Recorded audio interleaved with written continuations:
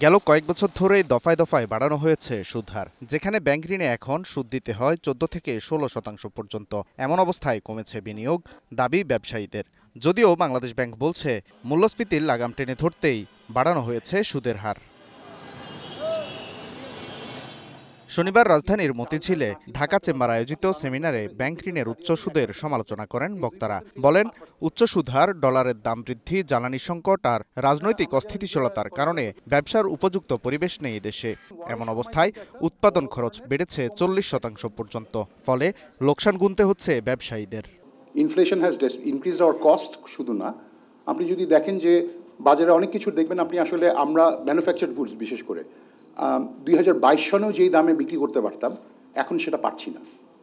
Inflation adjust করলে দেখবেন তার মানে এটার দাম 30% কমে গেছে। ইন্টারেস্ট রেটসের এগেইন আমরা সবাই জানি 6 থেকে 9%, 9 থেকে 15% লেভেলে উঠে গেছে আমাদের জন্য। এটার একটা কস্ট আছে। আপনি যদি রিয়েলাইজ লস দেখেন, যেটা অ্যাকচুয়ালি আমাদের ক্যাশ টাকা দিয়ে কিনতে হয়েছে, এবং 3 বছরের রিয়েলাইজ লসের যদি আমি অ্যাকুমুলেট করি, আমাদের 2022 সনের প্রাইস ধরে প্রায় 58,000 কোটি টাকার মতো, 58,000 কোটি টাকা আমাদের লস করা হয়েছে।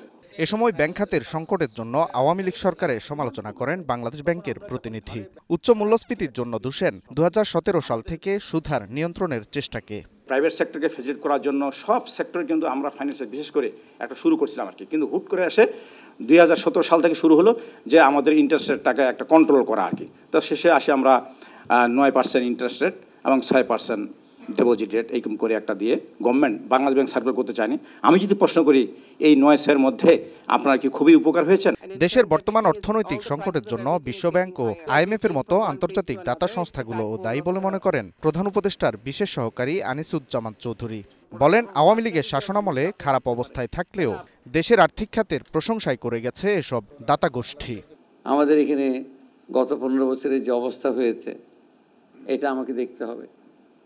তখন যখন IMF ওই বাংলাদেশ সরকারকে ওই আমলে যখন যে লোনটা দিয়েছে, তখন যে কন্ডিশনগুলি তারা কি জিজ্ঞেস করেছিল আপনাদের? তাহলে এই দুর্নীতির ভাগে কি IMF হবে না, যে লাইফ লাইন দিল? এই দুর্নীতির ভাগে কি ADB হবে না, যে গভর্নমেন্টকে তারা জেনে শুনে দিচ্ছে যেখানে চুরি হয়ে যাচ্ছে টাকা? ওয়ার্ল্ড ব্যাংকে হবে না? আপনি তখনকার দিনে ওয়ার্ল্ড ব্যাংকের ওয়েবসাইটে যান, এই বিপ্লবের আগে ভূয়সী প্রশংসা অর্থনৈতিক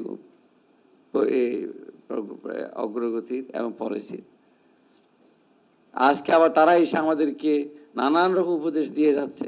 আপনি কিন্তু চাল ডাল না কিনে থাকতে পারেন। ব্যবসা ঠেকাতে সরকারকে সঠিক নীতি গ্রহণের আহ্বান জানান ব্যবসায়ী ও ব্যাংকাররা।